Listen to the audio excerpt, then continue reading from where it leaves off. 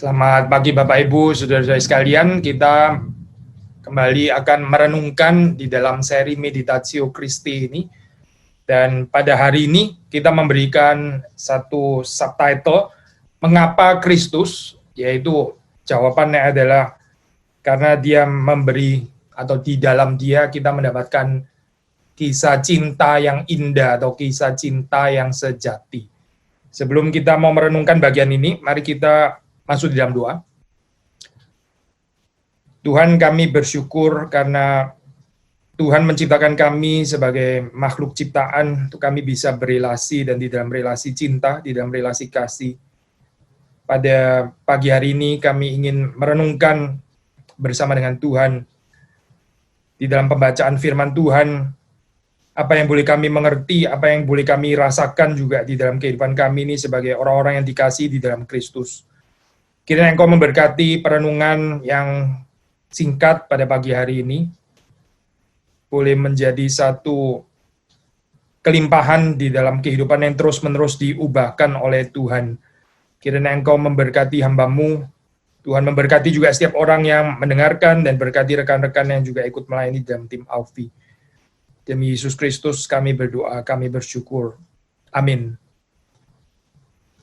Nah, saudara-saudara, di dalam pertemuan yang pertama kita membahas Son of God atau anak Allah ya, di dalam paralel di dalam kebudayaan yang lain, Son of Heaven ya. Jadi ini mirip-mirip ya. Hari ini waktu kita mau membicarakan Kristus, pribadi Kristus di dalam kaitan dengan relasi cinta atau kisah cinta, title yang kita pakai, yang kita rujuk adalah bridegroom ya. Kristus sebagai mempelai laki-laki.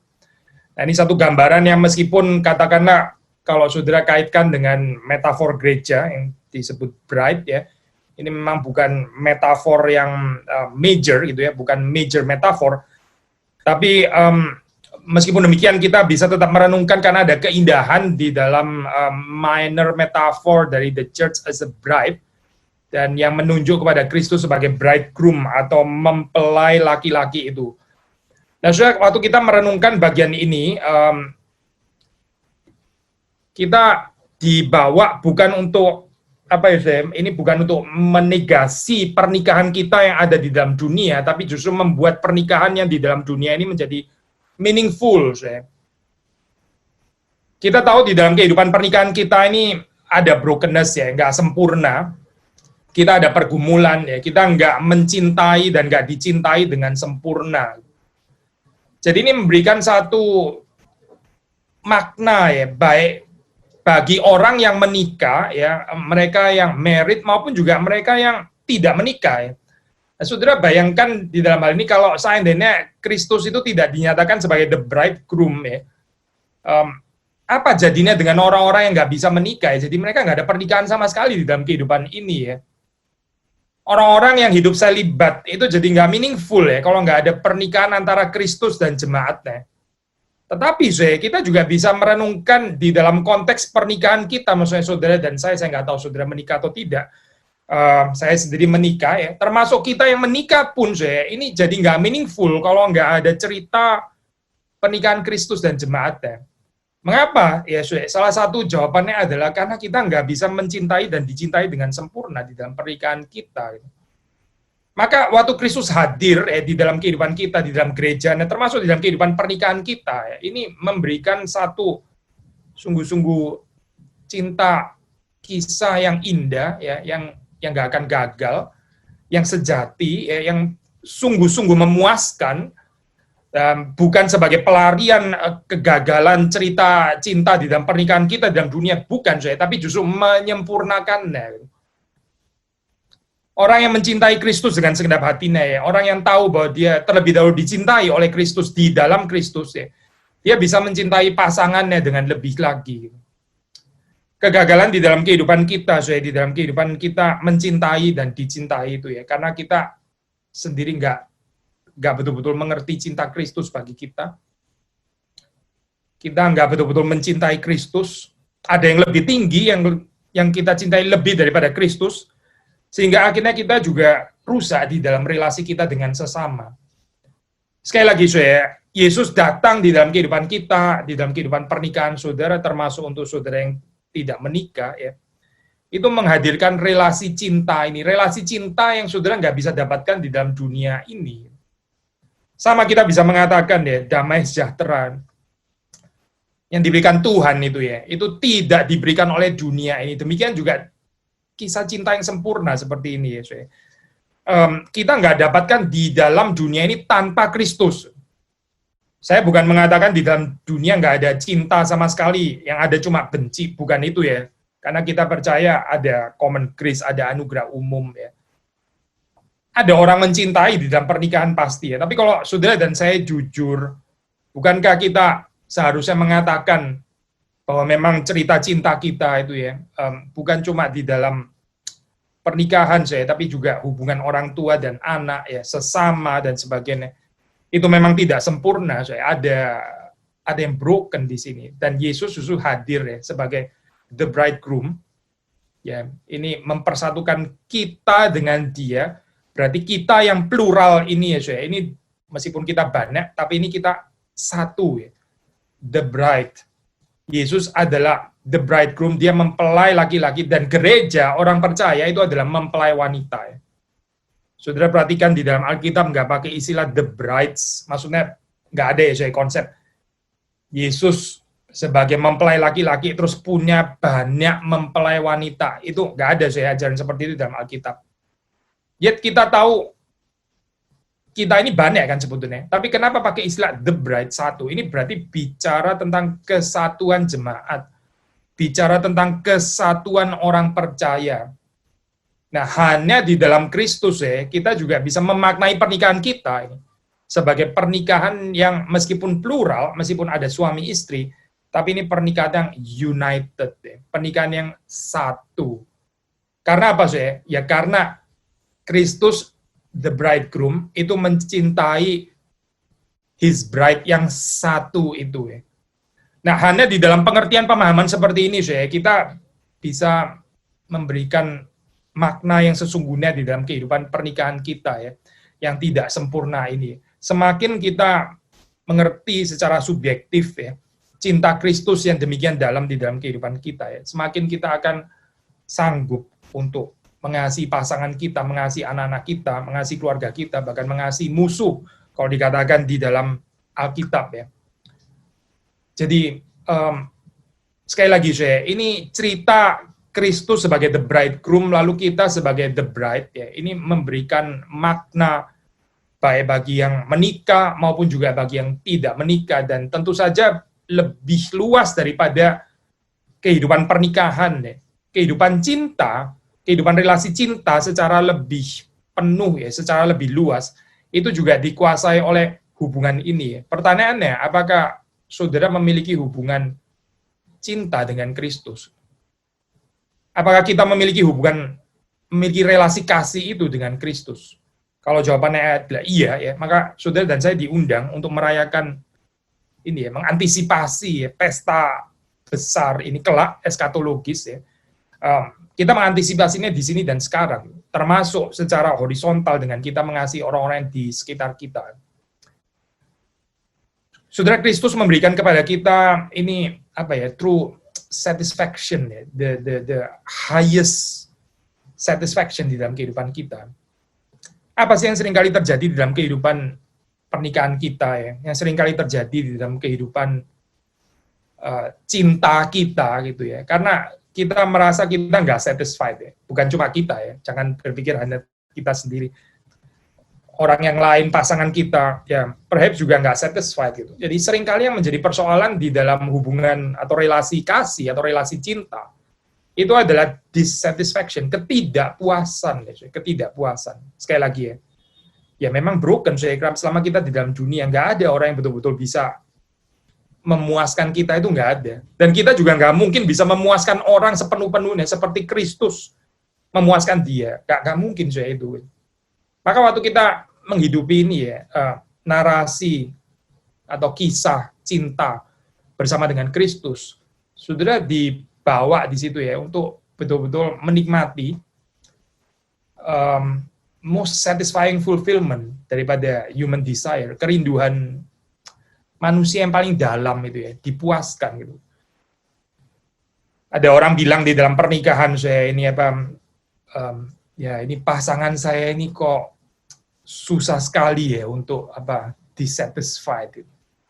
Susah sekali untuk dipuaskan gitu ya. Kayak seperti nggak pernah bisa puas gitu ya.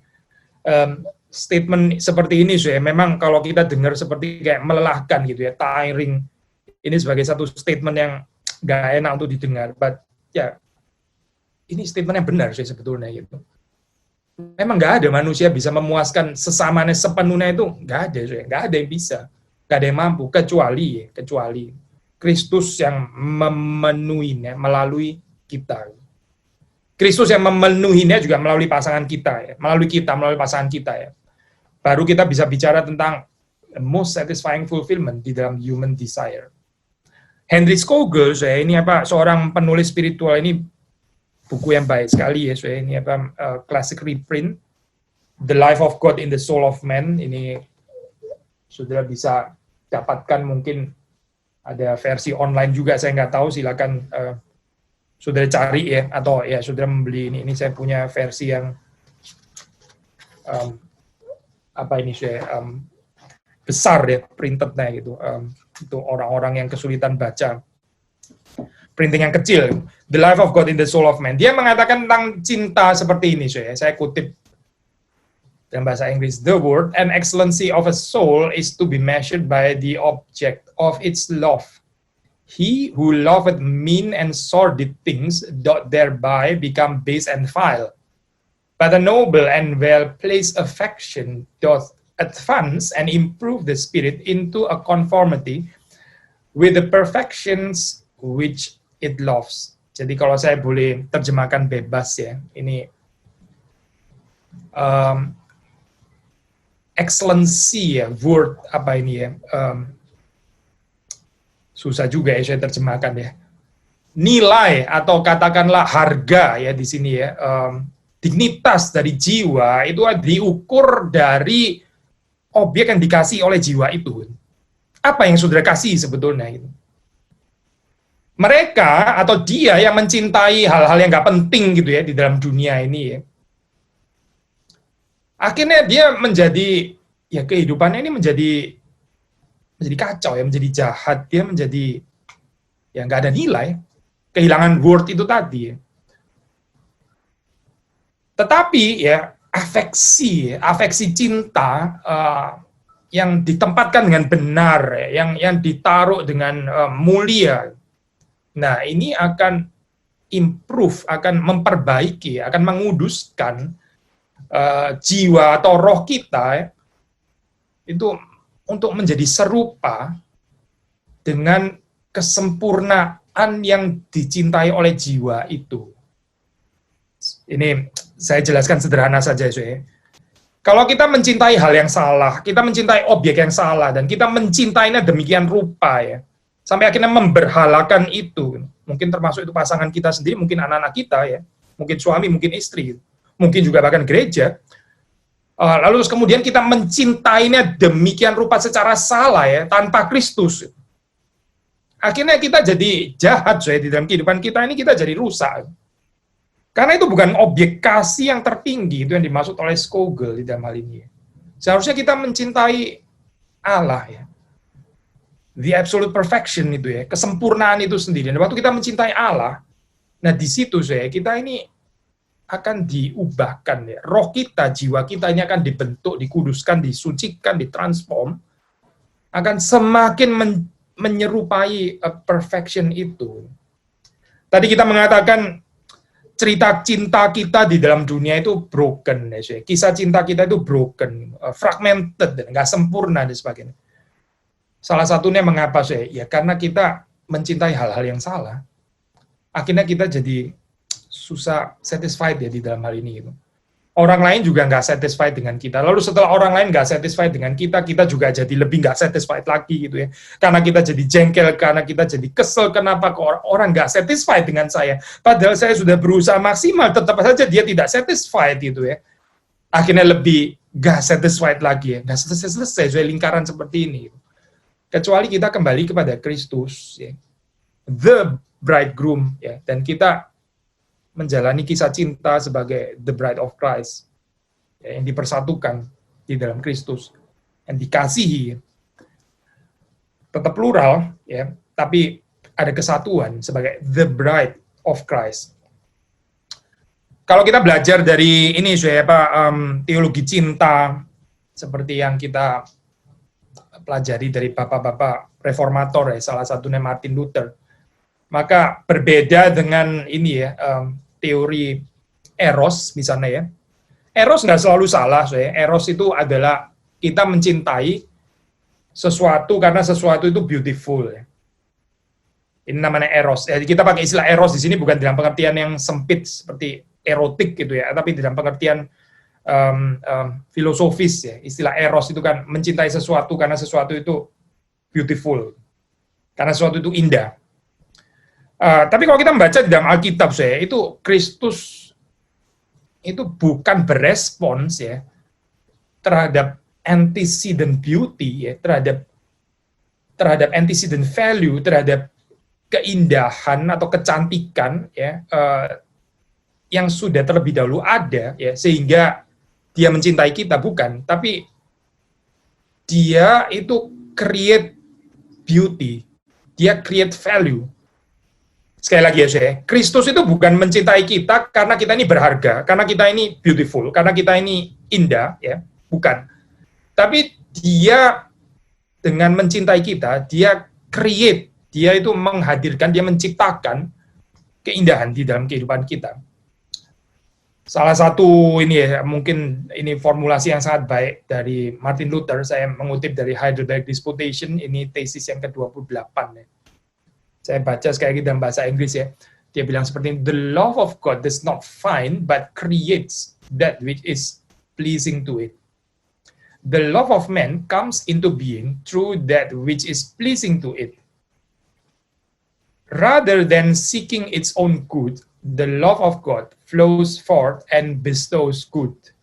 Therefore, sinners are, tanda kutip ini, attractive. Sinners are attractive because they are loved. They are not loved because they are attractive. Ini nggak bisa diformulasikan lebih baik lagi kali, ya, dalam hal ini, ya. Tapi prinsipnya sama, Tuhan itu sekali lagi, ya, mencintai kita bukan karena kita atraktif, karena kita beautiful in us, bukan. Tapi dengan dia mencintai kita, ya, dia membuat kita itu atraktif itu.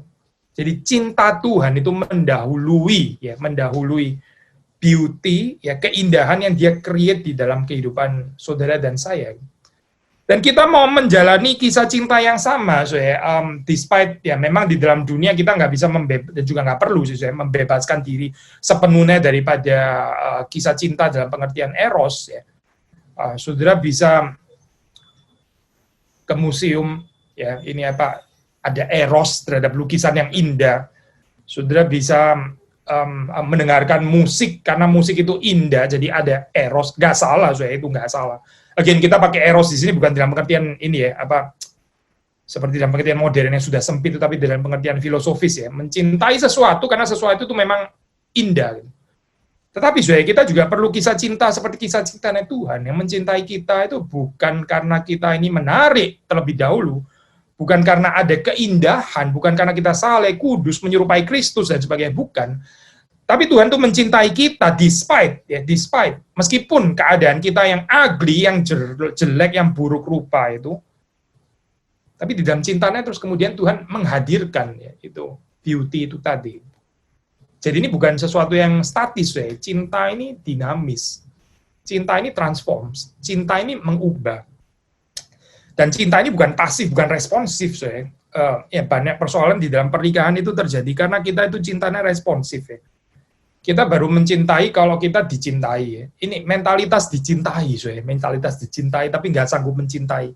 Kita jadi sebel, ya, kalau orang itu dissatisfied dengan kita. Kita jadi, ya, didikte, ya, di dalam hal ini, ya, oleh cinta yang ada di dalam dunia ini, tapi kita nggak bisa aktif mencintai. Renungkanlah Kristus, renungkanlah pribadi Kristus yang memberikan kisah cinta yang sejati, kisah cinta yang indah seperti ini, ya. Bukan karena dia mencintai karena kita indah, bukan, tapi dia menghadirkan keindahan justru karena dia mencintai kita. Nah, ini cerita yang seharusnya hadir dalam kehidupan saudara dan saya. Saya ingin merenungkan bersama dengan saudara juga ini ya, Matius 3, baptisan Yesus yang terkenal itu ya. Ya ada versi yang lain di dalam Injil yang lain, tapi kita membaca dari versi Matius saja.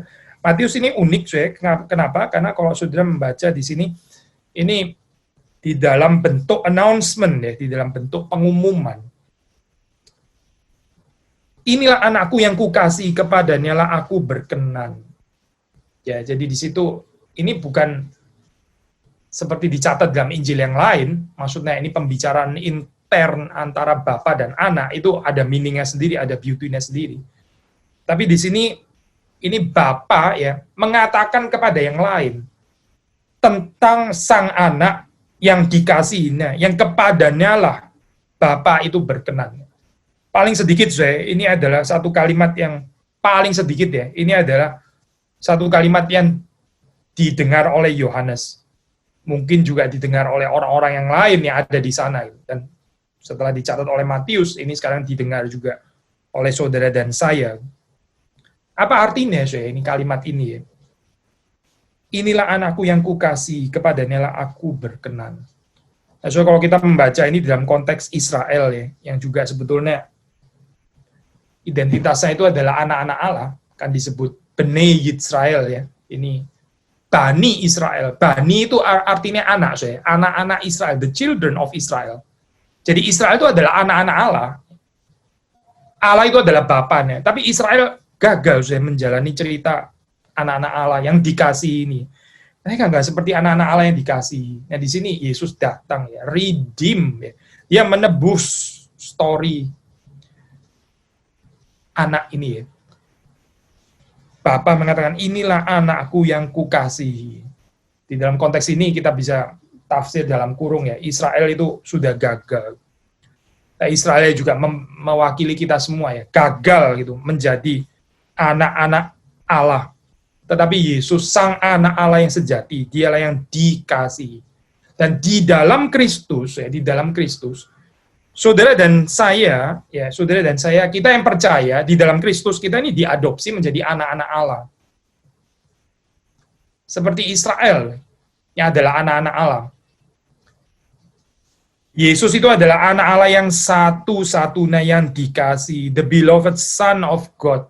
Dan di dalam dia, ya, barang siapa yang percaya kepada dia mendapatkan cerita ini, ya, cerita penerimaan ini, cerita acceptance ya, ini salah satu kebutuhan manusia yang paling mendasar ya. Banyak orang itu gagal mencintai karena nggak bisa menerima dirinya sendiri. Ada kutipan terkenal ya dari Henry Nouwen ya, dia ini mengobservasi kedalaman jiwa manusia ya. Tulisannya sangat baik. Saya kutip salah satu tulisannya, ini kutipan terkenal juga. Dia membicarakan tentang self rejection. Ada kaitan dengan Matius 3 yang kita baca di sini ya. Saya baca dalam bahasa Inggris ya. Over the years, I have come to realize that the greatest threat in our life is not success, popularity, or power, but self rejection. Success, popularity, and power can indeed present a great temptation, but their seductive quality often comes from the way they are part of the much larger temptation to self-rejection. When we have come to believe in the voices that call us worthless and unlovable, then success, popularity, and power are easily perceived as attractive solutions. The real threat, however, is self-rejection. As soon as someone accuses me or criticizes me, as soon as I am rejected, left alone, or abandoned, I find myself thinking, well, that proves once again that I am a nobody. My dark side says, I am no good. I deserve to be pushed aside, forgotten, rejected, and abandoned. Self-rejection is the greatest enemy of the spiritual life because it contradicts the secret voice that calls us the beloved. Matius 3 ya. Being the beloved constitutes the core truth of our existence. Ya, kutipan selesai. Panjang sih saya, ini apa? Jadi intinya apa saya? Begini saya dia di dalam bahasa yang sederhana ya. Menurut Naun, dia bilang ya di dalam kehidupan ini dia makin yakin ya, dia makin realize, dia makin mengerti bahwa sebetulnya menjadi pencobaan itu bukan sukses, popularitas, kuasa, power gitu ya, tapi sebetulnya adalah penolakan terhadap diri sendiri. Ya memang sukses, popularity, kuasa gitu ya, takhta dan sebagainya itu memang bisa menjadi pencobaan yang besar. Tetapi itu menjadi apa ya, menggiurkan gitu, yang sangat menggoda kita. Seringkali di dalam kehidupan ini itu ada di dalam konteks pencobaan yang lebih besar, yaitu ini saya self-rejection, penolakan terhadap diri sendiri. Maksudnya begini saya, waktu di dalam hidup ini kita merasa kita ini kurang berharga, ya kurang dicintai, dan maka ini sukses, popularitas, kuasa, takhta, ya ini pembuktian diri, ini akhirnya menjadi menarik, menjadi menggiurkan, karena kita pikir dengan mendapatkan itu, lalu kita bisa membeli acceptance, kita bisa membeli penerimaan jadi dalam kehidupan ini. Kita pikir dengan mendapatkan itu, ya kalau kita terkenal, kalau kita berhasil jadi great achiever, gitu, nah, orang akan mencintai kita, orang akan menerima kita. Gitu. Nah inilah justru akhirnya menjadi temptation, menjadi pencobaan. Ya. Waktu saya dikritik dan sebagainya, saya jadi lumpuh di sini ya, saya jadi juga membenci diri sendiri. Nah, memang kan saya orang yang nggak berharga di dalam hati sih biasanya. Orang ngomong seperti ini, dia nggak akan ngomong. Or perhaps even unconscious ya, nggak sadar dia seperti ini. Tapi sebetulnya itu ada. Lalu dia mencoba untuk membuktikan dirinya layak dikasih. Semakin berusaha untuk membuktikan dirinya layak dikasih, akhirnya semakin miserable, saya semakin kasihan. Nggak ada freedom saya kehidupan seperti ini, nggak ada kebebasan. Tetapi sudah baca Matius 3 ya. Di dalam Kristus ya. Kita juga adalah anak-anak yang dikasihi oleh Bapa di dalam Kristus. Kita diperkenan oleh Bapa. Kita nggak perlu lagi, nggak membutuhkan lagi suara-suara dari dunia gitu. Kita nggak membutuhkan lagi so many likes di dalam kehidupan kita ya. Nggak perlu itu lagi, kita sudah beres di sini, sudah kelar. Sudah selesai dengan diri kita. Gitu. Tapi kelarnya di mana? Ya, di dalam Kristus. Kristus yang menghadirkan kisah cinta ini. Kisah cinta yang sejati.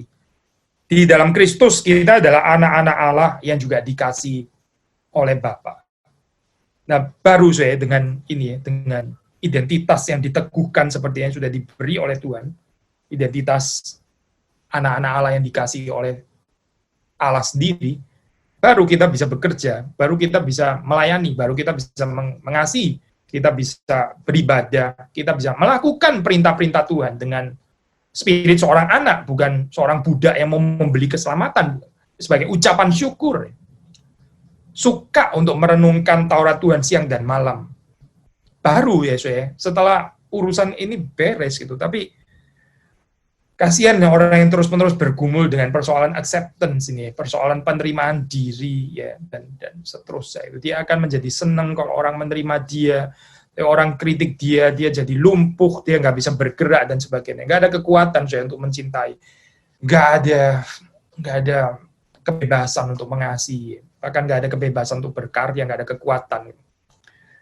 Poin terakhir, kasih itu tadi kita sudah singgung ya, mengubah ya. Kasih itu bukan sesuatu yang statis. Waktu kita mendapati diri kita itu dikasih oleh Tuhan, dan kita juga mengasihi Tuhan ya, di dalam Kristus. Saudara dan saya itu diubahkan ya, hari demi hari. Kalau pinjam istilah Paulus di dalam 2 Korintus pasal 3 ayat 18, kita itu diubah ya, menjadi semakin serupa dengan gambarnya. From glory to glory, atau dalam terjemahan Indonesia, dalam kemuliaan yang semakin besar. Dari kemuliaan kepada kemuliaan. Kemuliaan yang semakin besar. kita akan semakin menyerupai Tuhan kita waktu kita mencintai. Karena kita ini bukan saja, saudara pernah dengar kalimat we are what we love ya. We are what we love, betul kan ya? We are what we love itu betul saya. Bukan cuma we are, tapi we will be juga saya di sini itu. Ada aspek futuris ya. We will be what we love. We are ya, betul juga we are di dalam pengertian sekarang ya. Tapi juga we will be. Kita akan diubahkan saya. Kita ini kemana ya? Kita ini menjadi seperti apa? Itu sangat bergantung dari apa atau siapa yang kita cintai di dalam dunia ini. Kalau kita mencintai yang salah, sordid things itu seperti katanya Skogel ya. Ini hal-hal yang nggak penting, yang nggak berguna, itu yang kita cintai. Ya sudah, kita akan menjadi vile, ya. Kita akan menjadi rusak, kita akan menjadi jahat, ya. Kita akan menjadi redup, kegelapan akan menguasai kita. Lalu kita akan masuk dari dissatisfaction menuju dissatisfaction, ketidakpuasan demi ketidakpuasan. Mengapa saya? Jawaban sederhana saya. Sederhana sekali jawabannya gitu. Karena nggak ada narasi cinta di dalam Kristus. Nggak ada narasi cinta di dalam Kristus. Yang ada mungkin narasi cinta di dalam dunia ini ya, cinta dari anak-anak, dari suami, dari istri, dari pendeta, dari gereja, dari apa, dari macam-macam gitu ya. Dan ternyata semuanya mengecewakan gitu. Ternyata semuanya nggak sempurna. Ya memang nggak sempurna ya. Kenapa menaruh pengharapan ada di sana gitu? Kenapa kita menaruh itu sebagai objek cinta kita yang paling tinggi? Mengapa? Ini persoalan ada pada kita. Tetapi kalau kita mengerti Kristus ya sebagai pribadi yang menghadirkan kisah cinta yang sejati ini, ya nggak mungkin gagal. Ini most beautiful love story ever ya, lebih indah daripada cerita cintanya Cinderella dan sebagainya ya.